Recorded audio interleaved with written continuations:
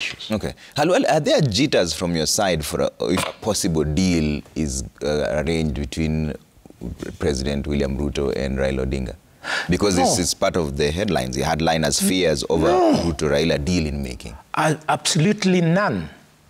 And I speak as somebody who knows what's going on in government. Wouldn't that make you political orphans? Myself or the players? UDA group. Yes, as my brother has alluded to it, the politicians are the spoilers. So in our ranks, we have spoilers who feel threatened if dialogue was seen to be making progression. But I think their fear is limited to only one thing. The fear that it could open up the possibility of an Usmukate sort of government. Without that being on the table, nobody would fear that dialogue.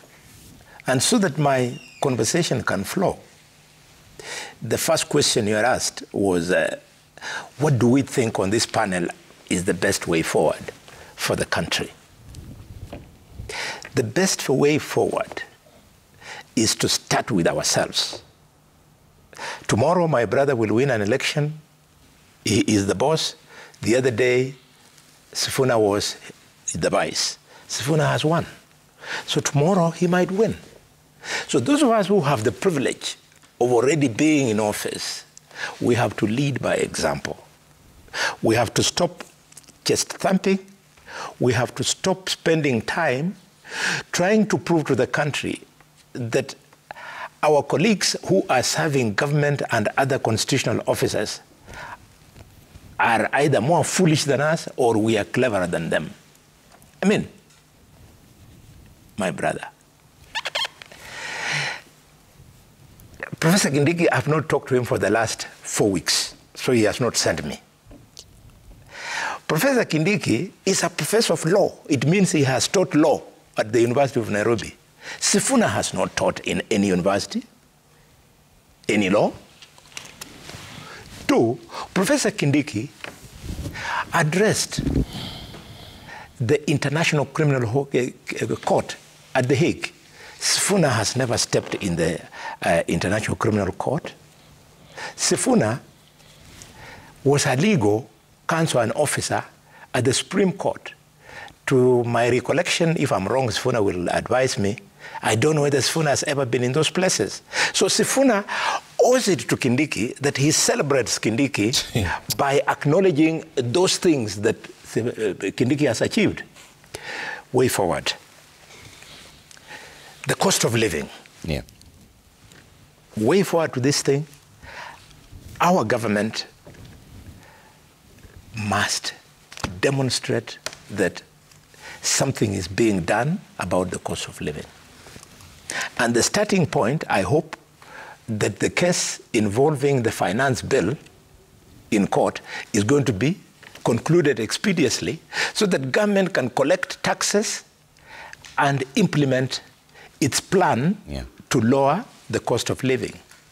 Inside that bill, we have an additional 4 billion shillings for making fertilizer even cheaper.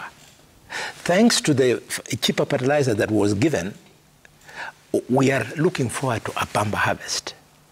That is the way to move towards cost of living. Number 2, dialogue.